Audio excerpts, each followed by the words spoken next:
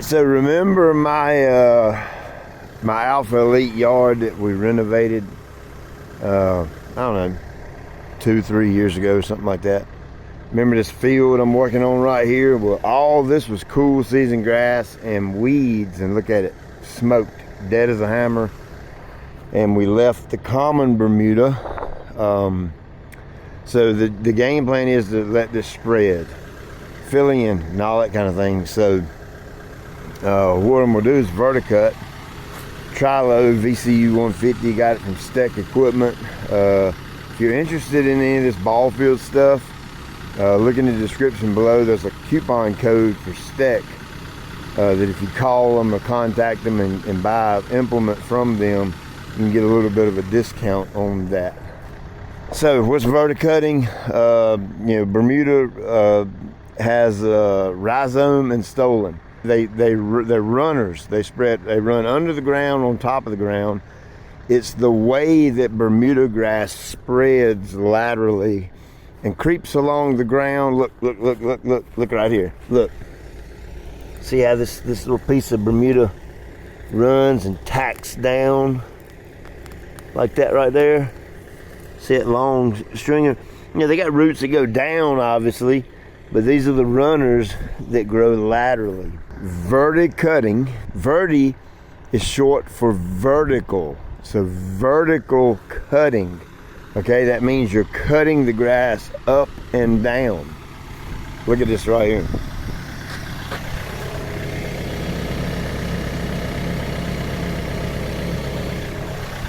See those blades, those discs in there that they go up and down? So instead of mowing it like a traditional mower that cuts the top of the grass, we're mowing straight up and down. Basically all it is.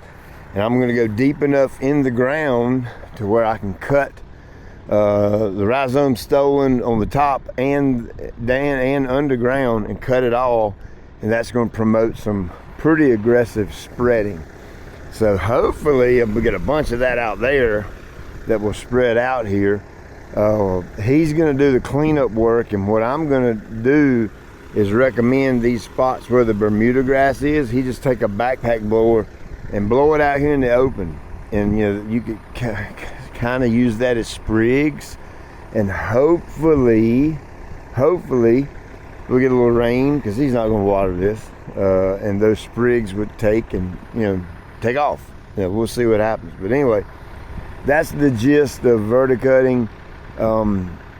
I got a ball field coming up that I'm going to Verti-Cut the game field, and we're going to take all the clippings, vacuum them up with my Trilo vacuum, and take and transport them to the practice field, which has been rototilled and regraded and all that, and it's got full-blown irrigation. So that's no different than sprigging a field, and I'll do a video on that and show you the process on that as well.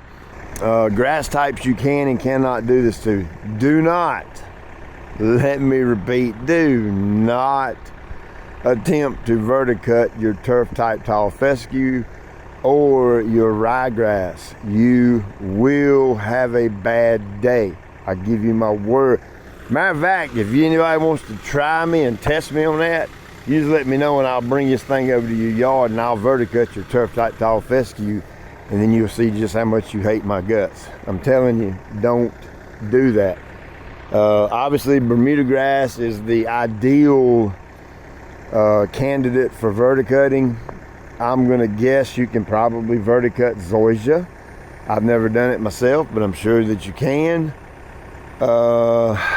Centipede and St. Augustine, I despise both of those grass types. I think they're horrendous. No offense, I'm not hating, I'm just being completely forthright. I just do not like either one of them.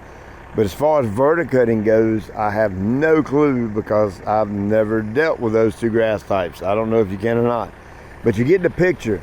This is a warm season turf procedure. Things with rhizome and stolon. It's just not going to do any good with fescue. You do aeration and overseeding and all that kind of thing to thicken up fescue. But the joy of Bermuda is you can Verti-Cut it, aerate it, aerovate it, You can sod cut it, remove and, you know, chop the sod all up into pieces and spread it out. There's many different ways that you can get Bermuda grass to fill in bare areas, but this is just one of them. So it's getting hot out here, so I'm gonna get an AC. Let's get it done. All right, so that's a little test pass right here, and I'm just wanting to see how deep I'm actually going. But look at that, when you rake that away, see how you still got some turf left? Of course, that'll fill back in, but look at all this goodness that comes out. And look, this is the parts you're looking for right there. That's why you have to go kind of deep to pull some of that out. Look at that right there. If that right there gets put into some ground, like that, let's pretend that's some ground right there, and that goes in the ground, that gets enough water, sunlight, and heat, that's gonna root and take off, and it's gonna grow, and it's gonna run like it's stolen something. I'm telling you. I think I might be just a pinch deep on this, so I'm going to, no I'm not. Look at that. Let's look down in there. Matter of fact, let's do it this way. Take my knife, good old trusty knife. Let's find a groove right there. Get down to solid ground. Look at there. That's roughly about 1 inch. So I think I'm gonna back off of that maybe 1 notch, because I want to be around 3/4 of an inch, maybe a 1/2 inch to 3/4. So the adjustment on this thing is crazy simple. You do that, and let's see, that's the wrong way. It needs to go this way. You turn that just a few turns. Get it to 7. Put your pin back in. You come right over here. Turn this like that. Get it to 7, right there. Nope, right here. That should be even. It's got a little level right here where you can check your level on the thing. So let's try this and see what happens. Alrighty. Let's look right here.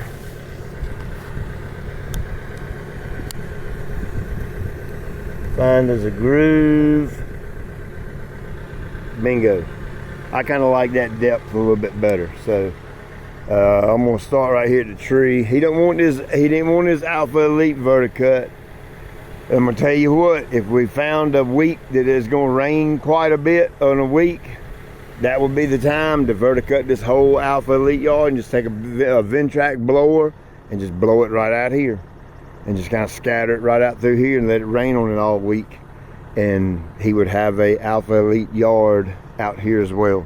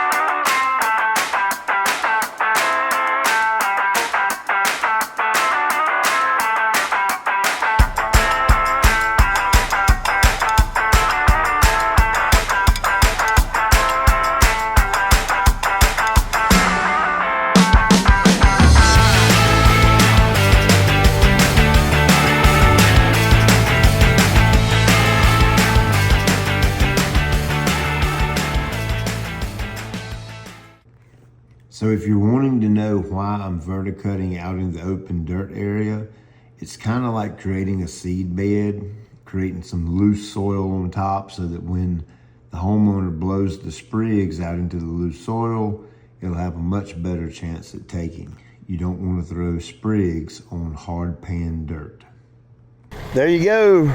another one in the books. The homeowner wanted to do the cleanup himself, so basically all I'm going to do is tell him to take a backpack blower, and in the sections of Bermuda, blow it over there in the dirt. I mean, worst case scenario, the clippings will just dry out and they'll die, you know. But if we get some rain and that kind of thing, or if he happens to drag a sprinkler at him, water it in those areas and keeps those sprigs nice and wet, that'll root and take off. So that's, you know, that's part of it. But, you know, at the end of the day, verticutting the existing Bermuda is going to promote it to grow and spread and creep. You know, areas like this, we want this to go that way, that to come this way. And, you know, this is a big area. I'm going to say this is roughly 3/4 of an acre right out here in this middle. So realistically, doing it this way, without irrigation, without being able to water, he's looking at maybe 2 years, maybe something like that. He did let me put this field area on my athletic field program, so every time I'm spraying my athletic fields, I'm gonna come by here and spray this too. So it'll get plenty of nitrogen, it'll get that. It's just the only kicker is the water. So we'll follow up in a little while, a couple of months, something like that, maybe end of the year, come back and see how much it's filled in. You've seen the drone shots and how it started off, so we'll see how it goes. So anyway, my daughter is graduating high school. Praise the Lord. Thank you, Jesus, for my daughter. Man, thank you, Jesus, for my 2 sons. I know I talk a lot about my daughter, but man, if you're a dad and you have a daughter, it just hits different. Okay, if you're a dad with nothing but boys, you have no clue what I'm talking about. Trust me, you don't. It hits different with girls. It does not mean that I love my daughter more than I love my boys. I love them all equally and the same.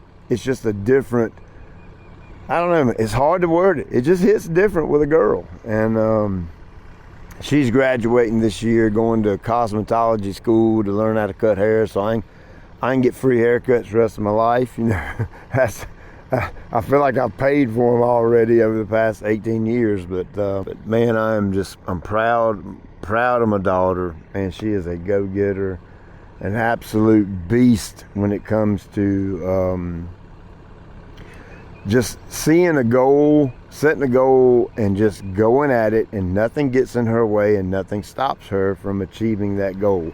You know, I like to think she got that from me, that quality from me, her persistence and her you know, her grit. You know, grit's a word we don't use often, but man, if there's ever a woman on the face of this planet that's got some grit, it is her. I'm telling you, she is just an absolute go-getter. So proud of her. Got her little graduation dinner thing tonight, do that, and then tomorrow morning go watch her walk and all that kind of thing. Then, you know, I can say it's 2 down, 1 to go, and it'll be a whole lot more golf than I'm playing now. But anyway, like I said, we'll check up on this later on and see what happens. Check you later. And something else, you know, people don't, you know, talk about in the open and all, but I'll talk about it, because man, I'm telling you what, the thing I'm the most proud of her about is the way she lives her life to honor the Lord. She is a believer in the gospel of Jesus Christ. She was saved at a younger age. All 3 of my kids are believers. They've all been saved. And, you know, as a dad, that completes you. But my little girl, and this goes for my boys too, has 100% remained pure and faithful as far as, you know, the whole sex thing goes. You know, the Bible talks about that very clearly. And my wife and I, we screwed up. We didn't live that life early on, and I definitely didn't live it before I got married. That's for dang sure. I've got a pretty extensive track record with that you know, I'm not proud of in no way, shape, or form. But my daughter has upheld that integrity with the Lord, and I'm telling you, to a dad, bringing her up in the ways of the Lord. And obviously I'm going to pray over that when she's old, she won't depart from it. But bringing her up and teaching her the gospel and seeing her physically and literally living that out in her life, especially when it comes to the boys and all that kind of thing, you know, because that's a big deal, blah, blah, blah, blah, blah. You know, that's, I cannot tell you how proud I am of her. I mean, it just, I got to tell you, I mean, I'm just absolutely blown away at her integrity and honoring her purity. I am just, it's hard to put it into words. I love her so much, and I'm so proud of her.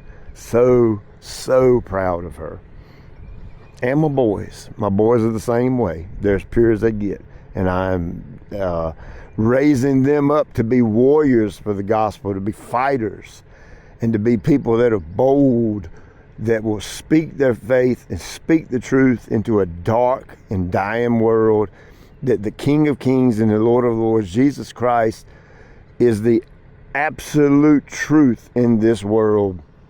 And it's my prayer that my two boys go out into this world when they leave me and my wife, and they preach that same gospel that Matthew, Mark, and Luke, and John, and Paul, and they all taught and preached.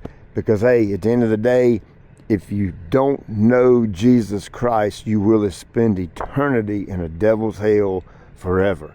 If you do know Jesus Christ as your Lord and your Savior, you will spend eternity with God Almighty and Jesus in the comforts of heaven. And oh man, Jesus, come quickly, Lord Jesus, come.